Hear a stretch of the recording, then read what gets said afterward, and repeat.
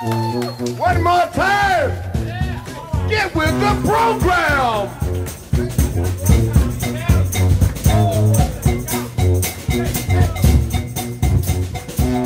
My boy's name Willie Mae Scotch House. That's the name of my place. And you want to know about that? I had applied for my license, but the state hadn't sent me my beer license.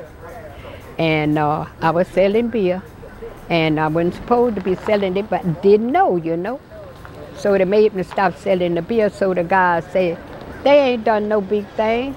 Say we about all the scotch off the shelf. And they started buying the scotch, and they run an ad in the paper and named my place Willie Mae Scotch House. That's how I got the name.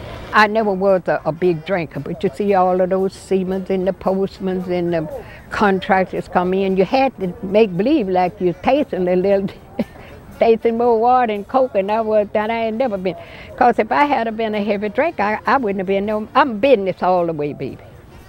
She turned it into a viable business. I mean, this is a single woman from very little means who sort of raised a number of children by herself by serving drinks in the back and serving very basic food in the front. And the thing about the basic food was it was basically great. It was like going to somebody's home and their mother asked you if you wanted to eat dinner with them. It was, I mean, it was like the food my grandmother cooked, and my mother and my aunts.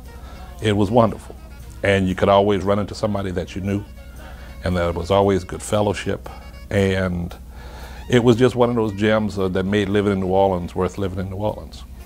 And whenever I could get by, and that was a lot, I would. You might see Supreme Court judge, you might see mayor, you might see civil sheriff, criminal sheriff, you may see school teachers, you may see ex-boxers like Johnny Powell, and you may see 3 or 4 dope pushers. But we were all happy that they were there because they protected Mama.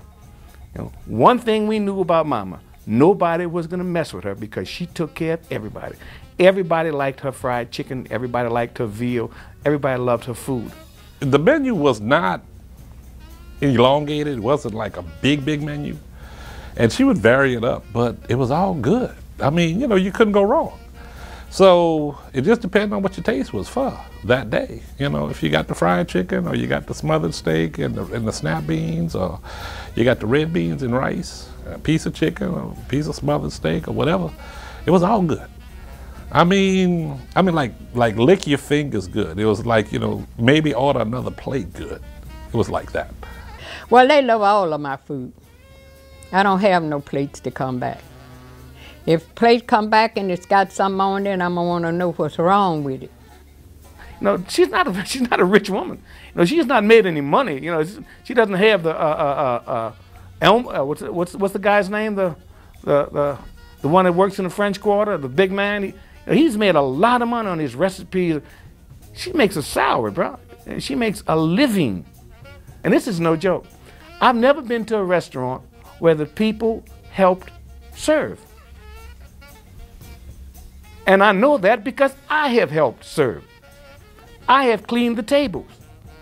We've had people man, who are making, you know, big figures. They're cleaning the table because there's no one else there to do it. They have no problem doing it. You don't do that kind of stuff for a restaurant. You do that kind of stuff for somebody you love. People in New Orleans accept, and was a big part of Willie Mae Scotch House, and a lot of restaurants like that. I mean, there are a lot of places like that that you know, they're just so esoterically run, you can't believe they're open, and she's been open for 50 years. I mean, we're doing it our way, and we hope you dig it.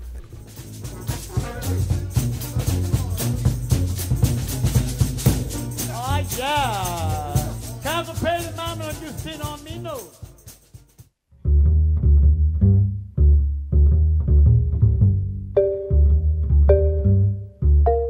I want to welcome you to the 15th Annual James Beard Foundation Awards Ceremony and Reception. We have a lot of business to conduct tonight. You know, the James Beard Award is the highest culinary honor in America. You know, James Beard was a great food writer. When he died, they established these awards in his honor. And the folks you hear about are the fine dining white tablecloth chefs who've gotten them. Ladies and gentlemen, please welcome Jacques Pepin.